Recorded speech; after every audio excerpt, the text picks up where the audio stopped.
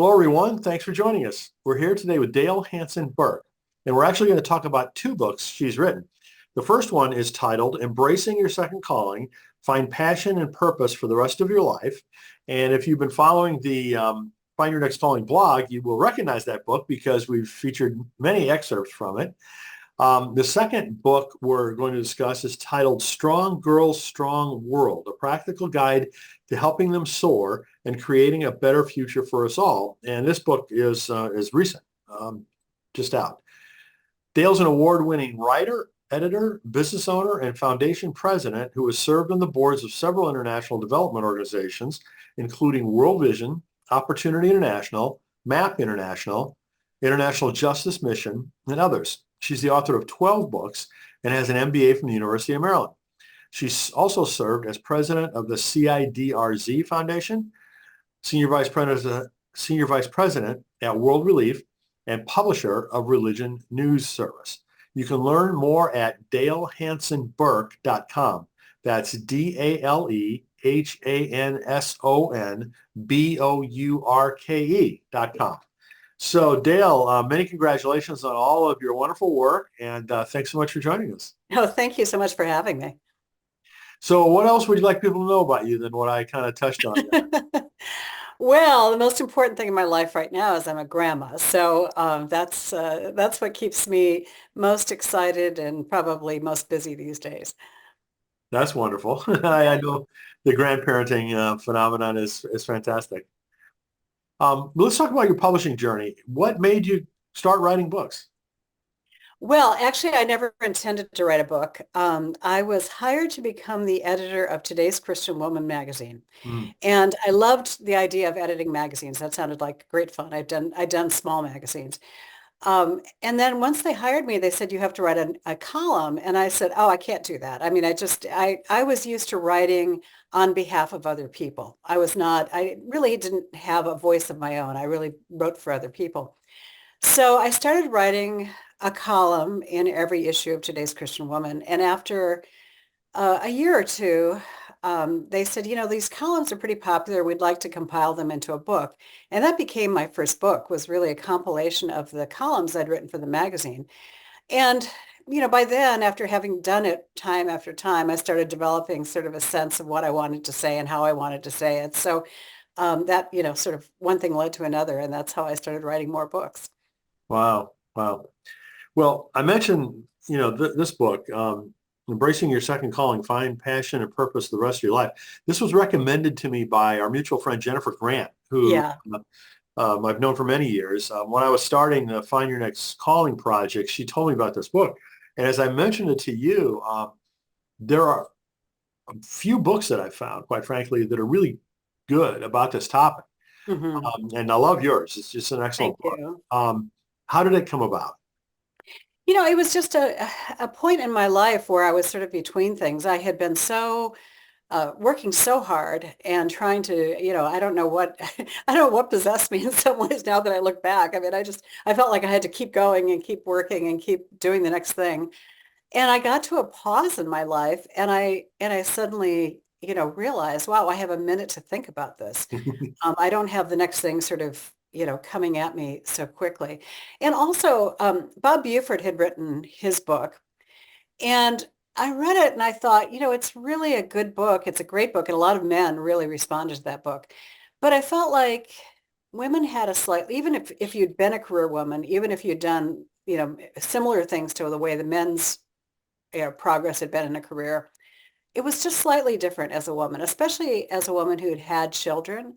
I had always felt like my children were more important than my career. And I think that any working woman still, she ends up being the primary caregiver for the children. Almost, it just seems to happen all the time. And I think part of what I wanted to do was talk about the fact that this halftime concept that Bob Buford came up with, which was so brilliant, which was really, sort of taking a pause and rethinking what you wanted to do with the rest of your life and all the skills that you had. I thought it was slightly different for women. And I wanted to kind of take a slightly different approach. And that's how I ended up writing it when I first got into it. I mean, I think it makes a whole lot of sense. And I think that whole area is an underserved market still to this day.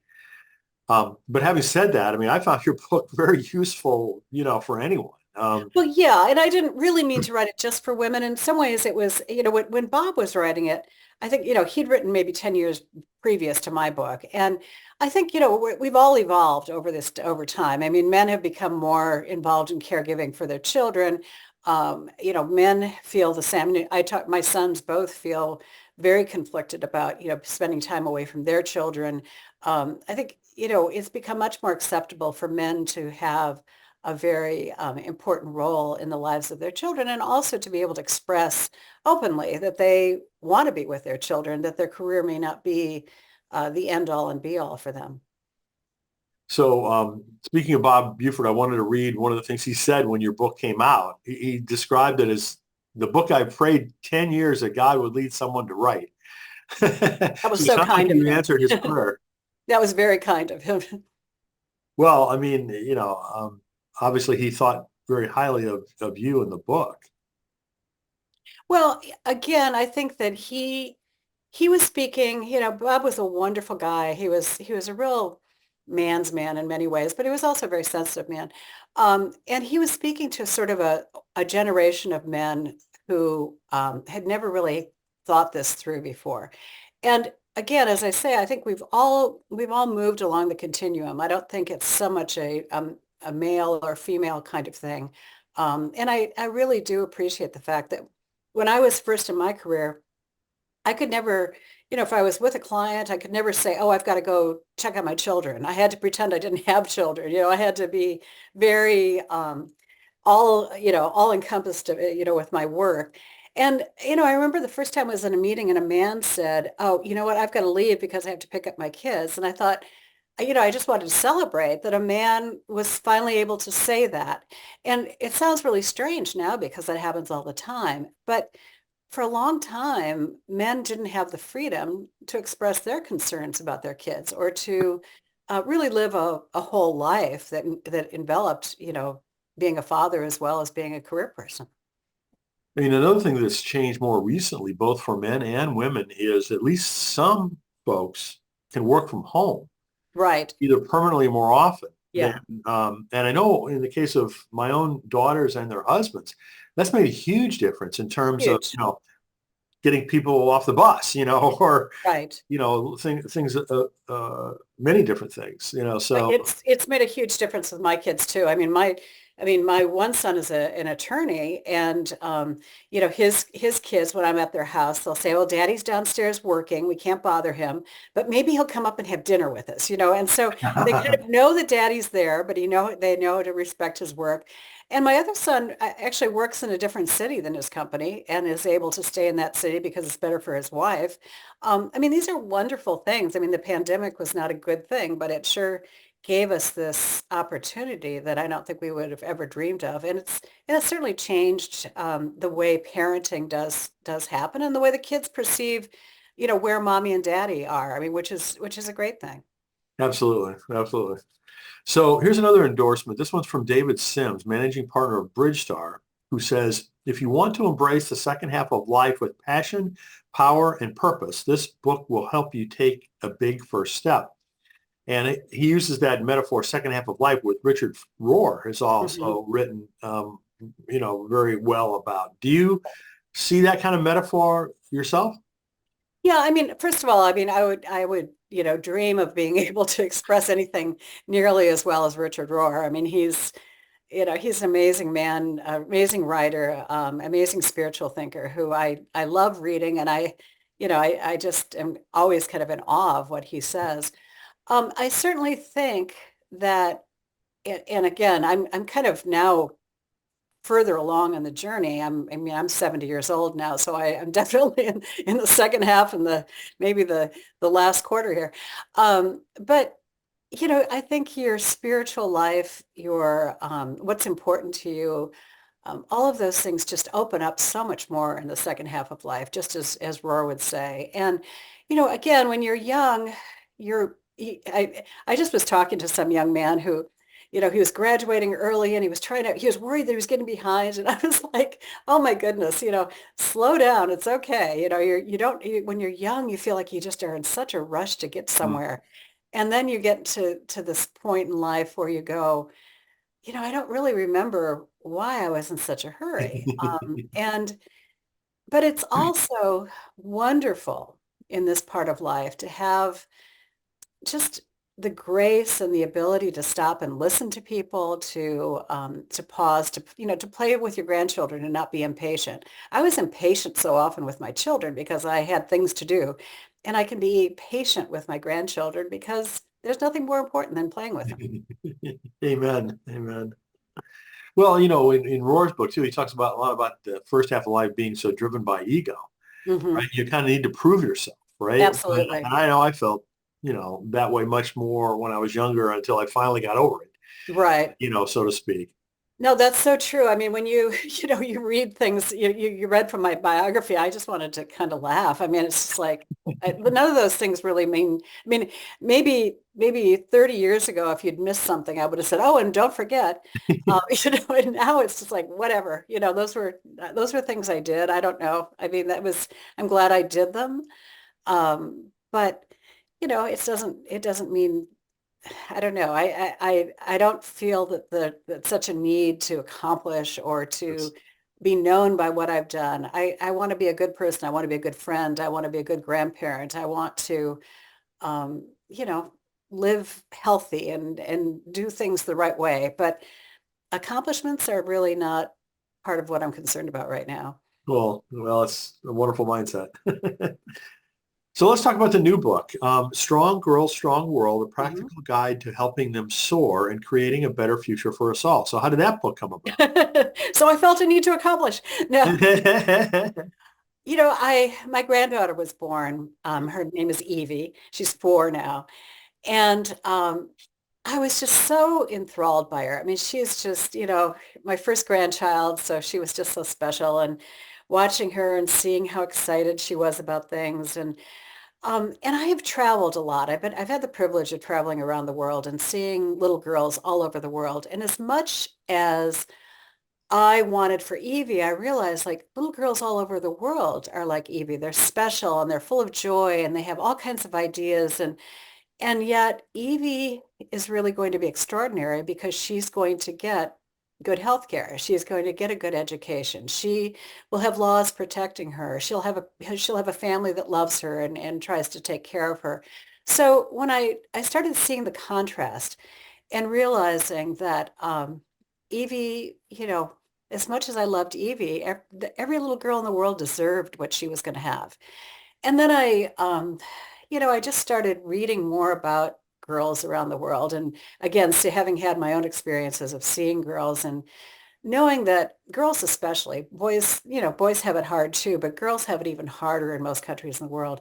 And yet there are all these studies from the World Bank and everywhere else that say the best thing we can do to stop the cycle of poverty in the world, to make the world a better place, is to invest in girls. When girls when girls soar, they turn around and take their families with them, they take their communities with them, they take their whole country with them. And so if we can invest in girls, it's really the smartest thing that we can do. So I wrote the book partially because I felt I kind of wanted to give back from all I had been given in my experiences of traveling and the things I'd seen. Um, and I also wanted to help people. The book is pretty practical, even though it's sort of philosophical. It's about what we need to do for girls around the world. But every chapter has at least 2 or 3 things that you can do, organizations you can invest in, things you can do to make a difference, ways that you can, if you feel so led, actually invest in the future of girls.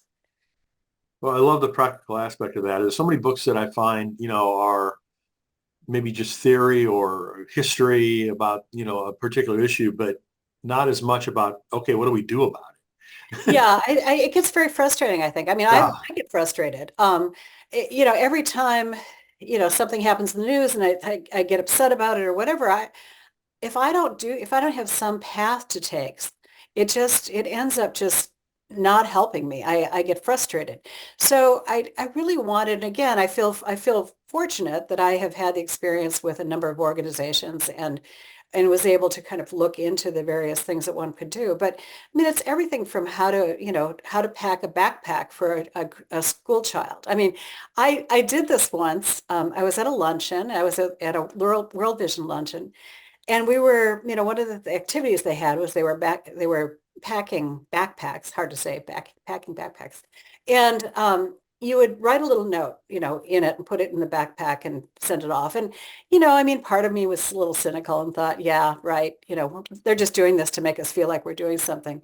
Well, I was in Jordan meeting some Syrian refugee children, and there were a pile of backpacks. And they were from World Vision, and I opened it up. I didn't find mine, but I found those little notes, and the children were so excited to see those notes.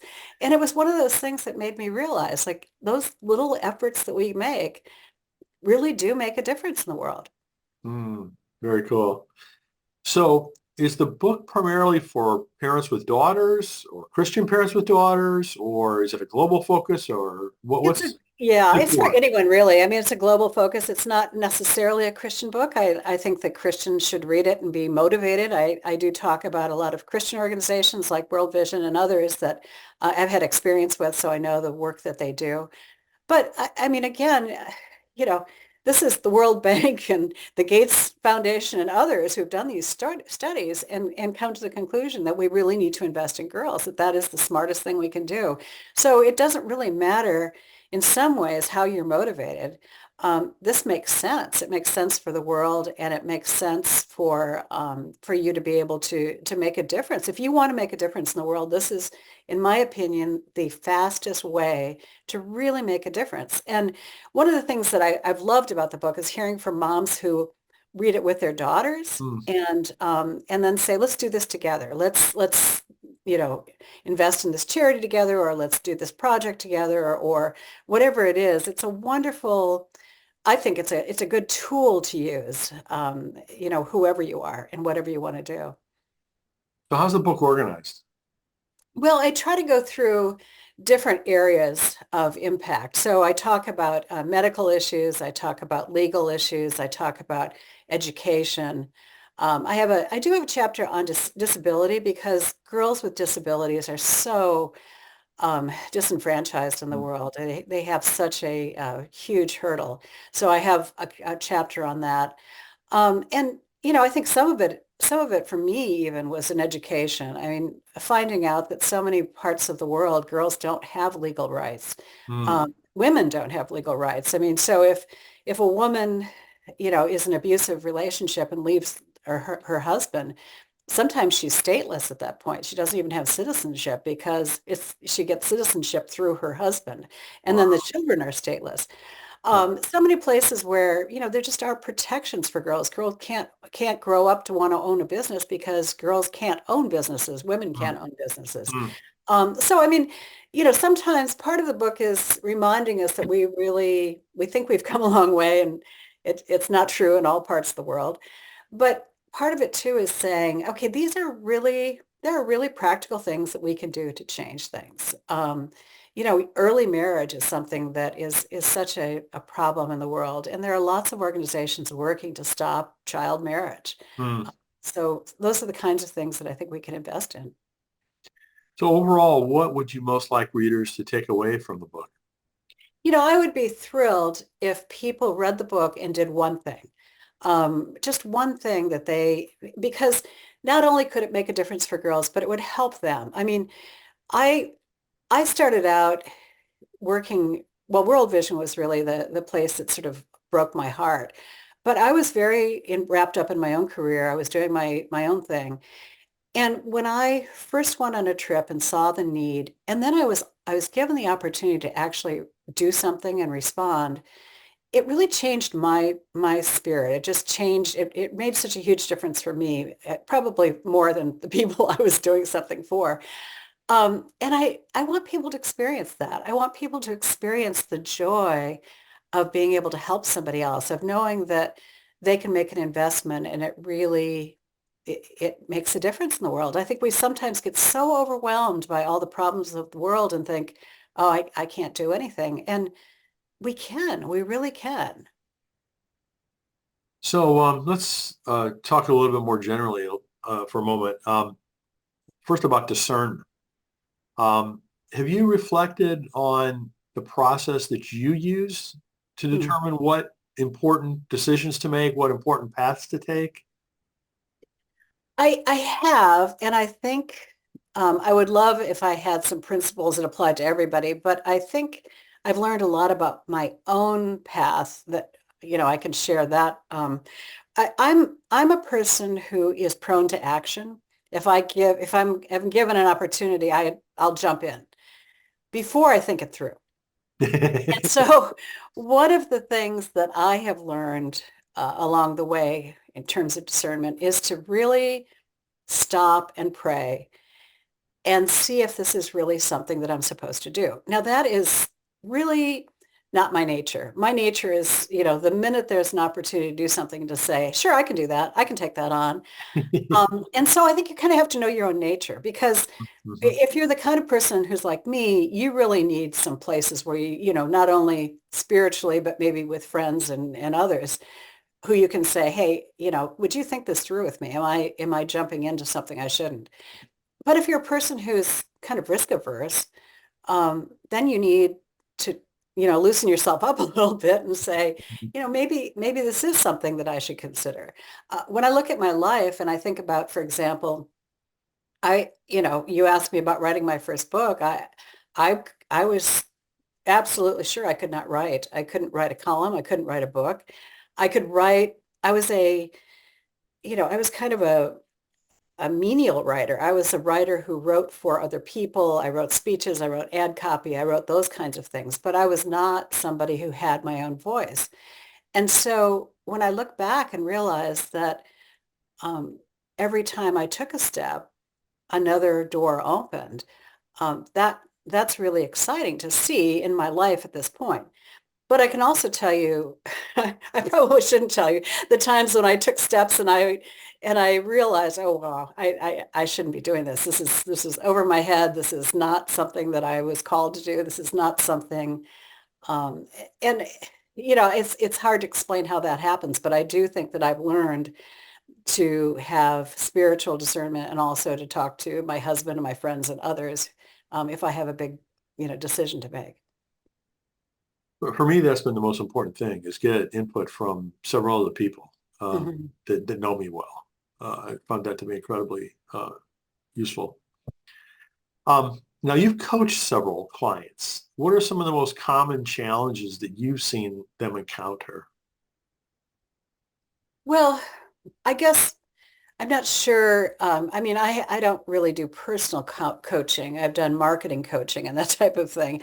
Um, I think, again, I think that people have to examine who they are by nature and think about who they are and what they're prone to do and what they're called to do and really sort of think that all through. I'm not sure I know exactly how to answer that because it's so individual, I think. Hmm. Hmm. No, I found the same thing. I try to make a course that's generic in nature. And it's really challenging to do that because especially things like this discernment. We just had a conversation with someone earlier today about this topic. Hmm. And, we were commenting on the frustration around that Mm. there's no, one size fits all methodology, Right. or a process that an engineer like myself would like be able to Sure. recommend, but it just doesn't seem to work that way. Well, and again, I think that the older I get, the more I learn that asking people questions and letting them just talk and express their own. I think people have the answers in them usually, but you need to ask them questions and draw them out and let them talk, which again is just part of having the space in your life to invest in people and do that Yes, with people. yes, totally agree. Well, Dale, again, many congratulations on all your work. And, Oh, thank you. thank you for bringing these books to the world and all the other incredible things that you've done. Again, the titles of the two books are Embracing Your Second Calling, Find Passion and Purpose for the Rest of Your Life, and Strong Girls, Strong World, Practical Guide to Helping Them Soar and Creating a Better Future for Us All. And please check out Dale's website, dalehansonbourke.com. Again, Dale, thank you so much, and many Thank you. congratulations. It's so nice to talk to you. Thanks again.